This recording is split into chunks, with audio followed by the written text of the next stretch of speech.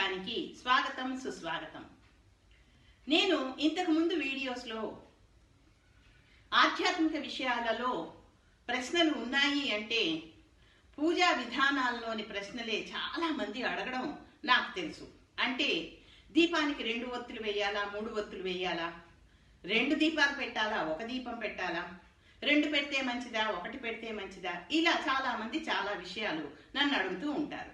ఒక విషయం అండి, ప్రతి దానికి మన శాస్త్రంలో చక్కటి పరిష్కార మార్గాలు కూడా చూపించారు. ఏది చెయ్యాలి ఏది చెయ్యకూడదు చెబుతూనే సులభ మార్గంగా మీకు కావలసినవి అంటే సుఖ సంతోషాలు రావడానికి ఏం చెయ్యాలో కూడా చెప్పబడింది.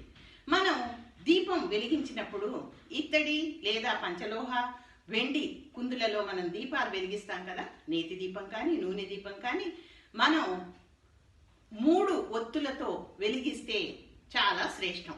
అయితే కేవలం దీపం పెట్టడమే కాకుండా సోమవారం నాడు బియ్యం గింజలు వేసి దీపంలో వెలిగించారనుకోండి, అన్నానికి ఆ పరమశివుడు ఇంట్లో లోటు చెయ్యనీయడట. అలాగే మనం 10 మందికి అన్నం పెట్టేటట్టు చూస్తాడట.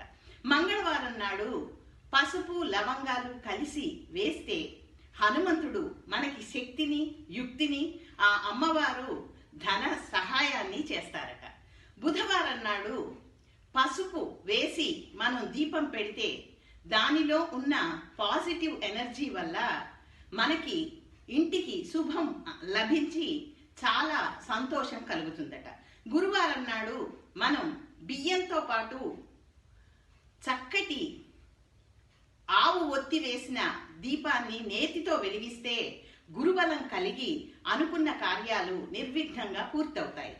అలాగే శుక్రవారం నాడు లవంగాలు పసుపు చిటికెడు వేసి దీపం పెడితే ఆ ధనలక్ష్మి యోగమే కాకుండా ఇంటిలోని స్త్రీమూర్తికి శక్తి వచ్చి అనారోగ్య సమస్యలు తీరిపోతాయి. శనివారం నాడు నేతి దీపంలో 4 నల్ల నువ్వుల గింజలు వేశారనుకోండి, దృష్టిపోయి శనీశ్వరుడి కృప మన యందు ఉండి మనకి వచ్చే చిన్న పొన్న సమస్యలన్నీ కూడా పోతాయట. ఆదివారం నాడు కుంకుమ వేసి దీపం పెడితే సూర్య భగవానుడి కృప వల్ల మనకి ఆరోగ్యం ఐశ్వర్యం కలుగుతాయట.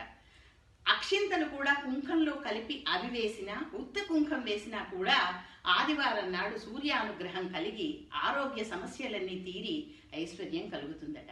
ఇలా దీపం వెలిగిస్తూనే చిన్న చిన్న పరిష్కార మార్గాలతో మనకి కావలసిన భక్తిని, అలాగే మనం ఏం పొందాలనుకుంటున్నామో వాటిని కూడా పొందవచ్చు.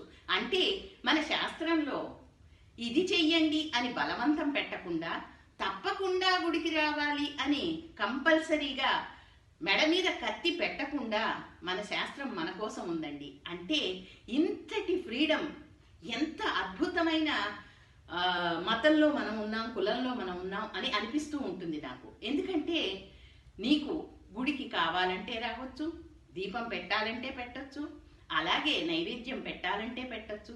ఇటువంటి అద్భుతమైన రోజుల్లో ఆ భగవత్ కృపతో మనం ఉన్నందుకు గర్వించాలి. మరి మీరేమంటారు?